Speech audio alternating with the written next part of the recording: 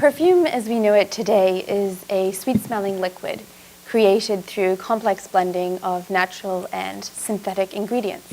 Far from being a mere scent, perfume is also a fashion accessory and a tool of self-definition. Perfumes are now branded so successfully that their value lies in their name and bottle design rather than their composition. In the story of modern perfumery, the distinct nature of 17th and 18th century perfumery is lost. It is either considered a continuation of early modern medicinal perfumery or a precursor to modern perfumery. However, in this brief talk, I will argue that perfumery in 17th and 18th century Paris underwent economic, social, and cultural changes that distinguish it from what came before and what followed.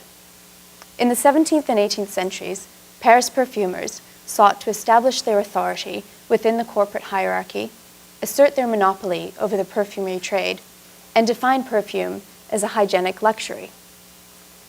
Before the 17th century, there existed no institution that defined what constituted perfumery. Anyone had the right to make and sell perfumes. This meant that perfumes were heterogeneous, made at home for domestic use, and by a diverse range of professionals to supplement earnings from their principal trade. Unsurprisingly enough, tradesmen whose profession meant that they dealt in the same raw materials used in perfumery were the very same tradesmen who often made and sold perfumes on the side. Thus, druggists, grocers, spicers, distillers, apothecaries, pharmacists, chemists, dentists, oilmen, and hairdressers all quite commonly sold perfumes. There's also evidence that fan makers and glovers who scented their wares made and sold their own perfumes. Finally, simple peddlers at the bottom of the market and the marchand mercier at the top end of the market sold perfumes made by others. This all came to an abrupt end in 1614 when the Corporation of Glovers was given the exclusive right to add perfumer to their name and the exclusive privilege to make and sell things related to their trade. Over the next 2 centuries, the things that fell within their privilege, were disputed, and the Glover perfumers were constantly drawn into defending their monopoly against infractions committed by other guilds. Disputation and defense of interest crystallized the profession of the perfumer. This process of professionalization through disputes was reinforced through an intellectual legitimization of perfumery that occurred with the first French language publications devoted to the art from the late 17th century onward.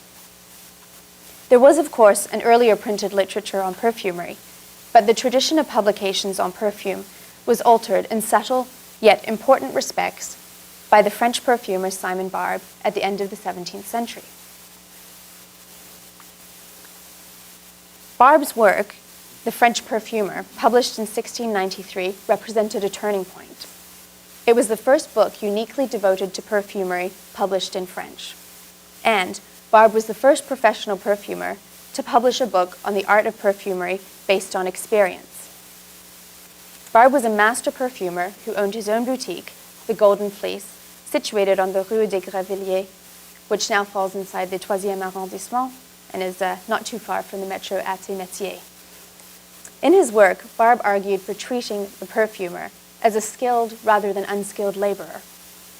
His work was intended to record and pass on the perfection of the art of perfumery, which had been reached through the establishment of infallible rules.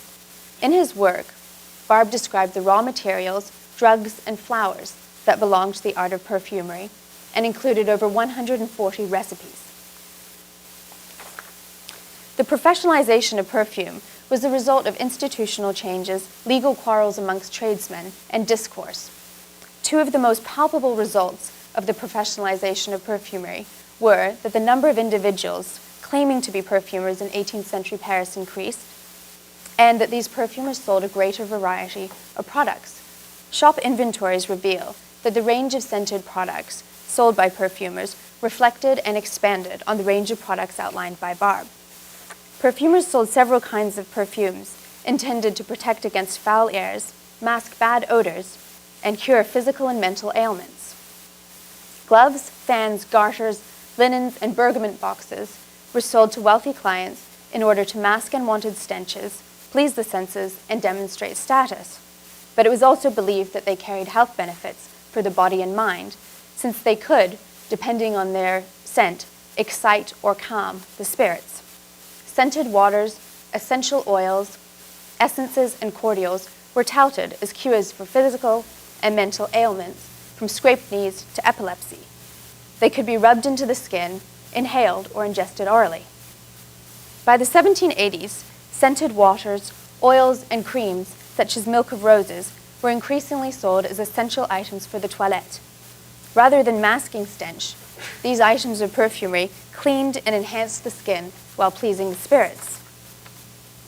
Perfumed creams that whitened and softened the hands and face, concealed scars from venereal disease and smallpox, were marketed to both men and women, while makeup that added color to pale complexions was marketed mostly at women. However, a much greater part of the perfumery trade consisted of selling an assortment of hair products, necessary hygienic luxuries for wealthy Parisian men and women alike. Scented oils, powders, and pomades ensured the freshness of unwashed wigs and hair, besides making unruly locks behave. The perfumer's boutique was therefore a veritable treasure trove of scented medicines, necessities, and luxury items. It was typical for a shop to sell varieties of the same product, from expensive, high-quality versions to low-quality, cheaper versions. While a necessity such as rose water for treating eye infections was quite affordable, double distilled rose water for the toilette lay outside the means of all but the wealthiest clients. The stock offered by boutiques shows that perfumers catered to a diverse clientele and satisfied multiple needs. It would be wrong, therefore, to imagine that the boutique was an exclusive place, but right to think that consuming the products acted as a signifier of status. By the end of the 18th century, perfumers had established themselves as a significant and fixed part of the Paris luxury market. In 1776, there were 225 master glover perfumers in Paris. Just under 15% were women. If we make the tentative, though conservative, assumption that each master had at least one boutique and directly employed on average 4 persons, it's not unreasonable to estimate that the profession was the main source of employment for some 1,020 people. If we take into account their dependents, around 1 in every 150 inhabitants of Paris was directly supported by perfumery. The figure would be higher if one included illicit makers and sellers. In the final instance, then, 18th century Paris saw the professionalization of perfumery and the specialization of the perfumer.